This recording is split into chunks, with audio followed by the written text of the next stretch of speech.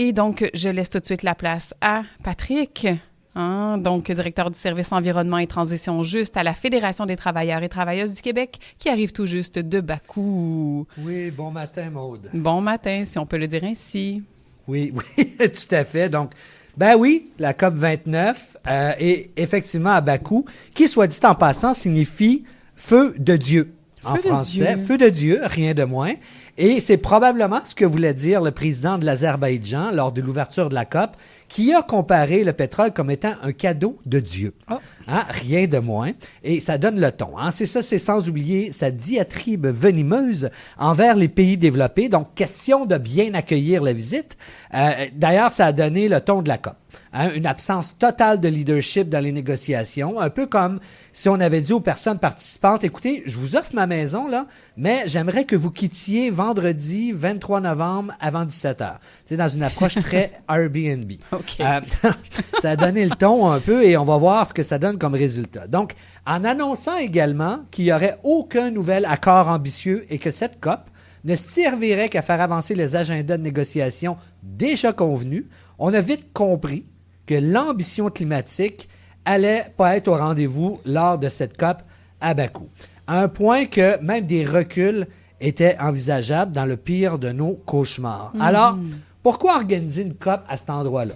On peut se poser la question, pourquoi l'Azerbaïdjan, pays totalitaire où s'exprimer trop fort vous amène en prison sans passer par go, un pays qui vit du pétrole depuis 1846, d'ailleurs l'air y est totalement irrespirable, et qui a un des pires bilans climatiques de la région. Eh bien, c'est une belle place pour pouvoir discuter d'ambition climatique. Les questions ont été posées dès le départ. Pourquoi elle est là? Bien, c'est qu'il existe un principe de rotation continentale sous la Convention cadre de l'ONU sur les changements climatiques pour s'assurer que les COP ne soient pas toujours dans les mêmes parties du monde. De cette façon-là, on s'assure de couvrir différents points de vue et les priorités liées à la région. Mais si l'Azerbaïdjan ne voulait pas assumer son leadership comme clairement annoncé dès le départ, pourquoi avoir levé la main pour l'organiser? C'est parce qu'on les a un peu poussés et qu'ils ont vu là une opportunité. Parce que les décisions dans une COP se prennent uniquement par consensus. Il n'y a pas de vote. Et cette COP-là devait se dérouler dans un des pays de l'Est et tous les pays européens qui avaient levé la main et qui avaient une ambition climatique se sont fait systématiquement bloquer par la Russie.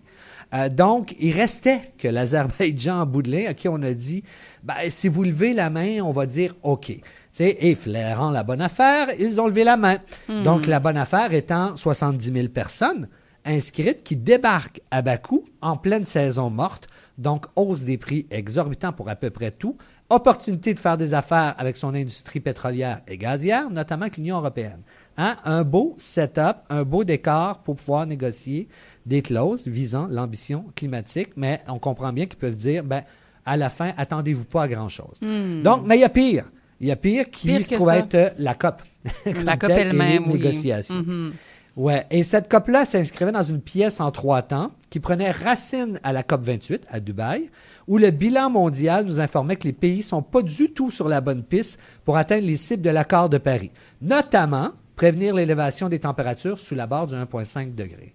Donc, rien pour nous rassurer. D'où la conclusion importante quand même à cette COP-là, qui incluait une série de mesures pour redresser la barre, en planifiant une sortie des énergies fossiles, pour la première fois dans des résultats de COP. Et la prochaine, la COP 30, devrait conclure cette opération de sauvetage de la cible de 1,5 en invitant les pays à déposer leur 3e contribution déterminée au niveau national, autrement dit leur plan pour atteindre leur cible de Paris. Et à la lumière du bilan mondial et de la lecture des contributions, la présidence brésilienne qui va organiser la prochaine COP serait en mesure de proposer des décisions importantes qui pourraient jusqu'à rivaliser avec l'accord de Paris. Mais là, est-ce qu'on s'en va vraiment vers ça avec l'issue de la COP? C'est ça. Mais entre les deux, il y avait cette COP-là. Oui. Donc, celle qui devait régler les engagements financiers. Donc, juste ça. Une petite affaire de rien du tout. Oui.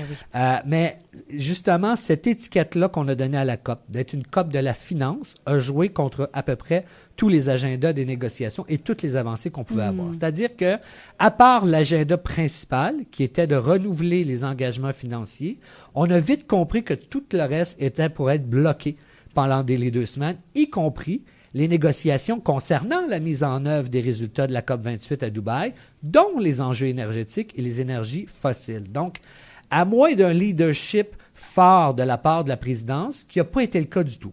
M. Airbnb attendait patiemment que tout se déroule tout seul et qu'on quitte le plus rapidement possible. Donc, mais quels devraient être ces engagements financiers? Bien, à la COP28, il a été statué que les besoins des pays en développement se situaient autour de 4,3 trillions de dollars par année. Oui.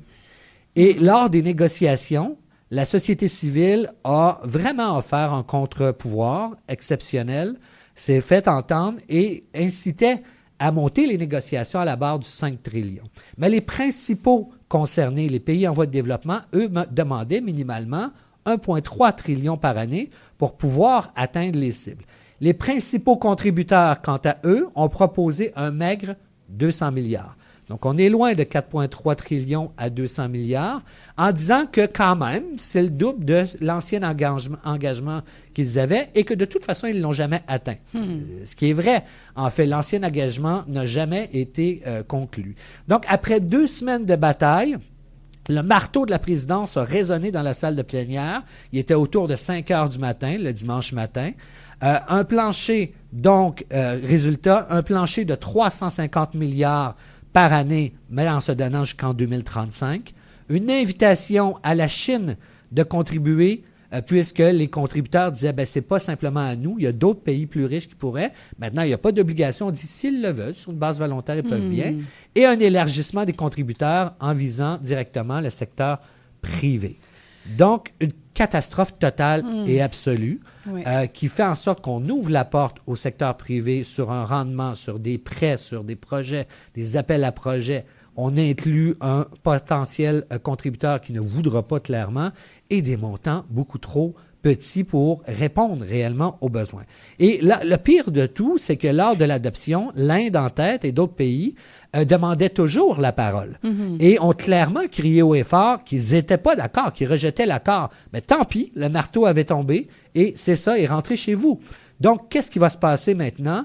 On est dans une drôle de situation. Le Brésil avait systématiquement besoin d'espace pour la prochaine COP, question de bien relancer l'ambition climatique, puis se ramasse maintenant avec tous les agendas qui n'ont pas été conclus ou même en suspens où il n'y a aucune conclusion, comme par exemple le programme de travail sur la transition juste qui est tout simplement disparu dans les limbes.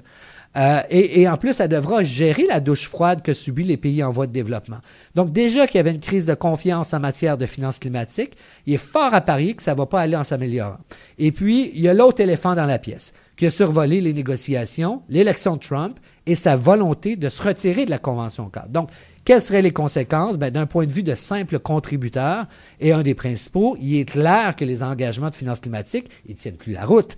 Et pourquoi, et s'ils le font, pourquoi d'autres ne le feraient pas? C'est la Chine, l'Inde, on pourrait à ce moment-là avoir à faire face à la fin du multilatéralisme, puis qui est un effort global, en fait, qui est nécessaire pour lutter contre les changements climatiques.